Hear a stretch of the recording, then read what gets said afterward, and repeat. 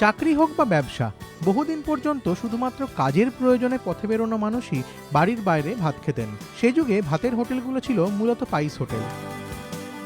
যৌথ পরিবার যত ভেঙে যেতে লাগলো, ততই পরিবার থেকে হারিয়ে গেলেন চচ্চড়ি, ঘন্ট, ছেঁচকি এইসব রান্না করার ঠাকুমা দিদিমারা।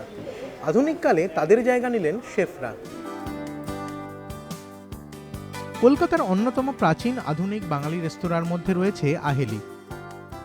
ঘরের বাইরে ঘরোয়া পরিবেশ, গ্রামের ডিজাইন আছে, রবীন্দ্রসঙ্গীত হয় এবং যারা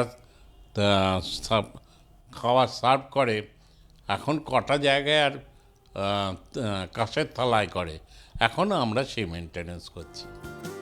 কাঁসার থালাবাটিতে সাজিয়ে হরেক আমিষ নিরামিষ পদ আপনাদের মনোরঞ্জনে প্রস্তুত। লুচি, লম্বা বেগুন ভাজা থেকে শুরু করে মোচার ঘন্ট, ঝিঙে পোস্ত, ভেটকি পাতুড়ি, চিংড়ির মালাইকারি, আরও কত কী। তবে এত কিছুর মধ্যেও এদের ধূম্রগন্ধি ইলিশ একটা অন্য মাত্রা রাখে। আহেলিতে যেমন বাংলার একটা পরিবেশকে তুলে ধরা হয়, তেমনি বাংলার রেস্তোরাঁতেও ভূতের রাজার মতন থিমের আমদানি হয়েছে। বাঙালি রান্নার একটা আবশ্যিক উপাদান হলো খাঁটি মশলা।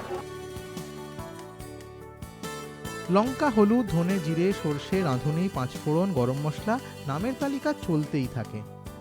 মশলা জিনিসটাই হচ্ছে আমাদের আয়ুর্বেদিক, মানে যদি বৈদিক কাল থেকে আপনি ধরেন, এটা একটা আয়ুর্বেদিক জিনিস।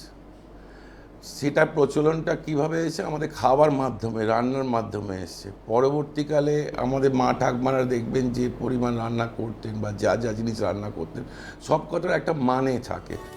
রান্নাঘর থেকে শিলনোড়া বিদায় নিয়েছে অনেক দিন, সেখানে জায়গা করে নিয়েছে প্যাকেটজাত হরেক মশলা, আর মনের মধ্যে দারুচিনি দ্বীপের অনুসন্ধান চলছে নিরন্তর। সঞ্চয়ন মিত্র, এবিপি আনন্দ।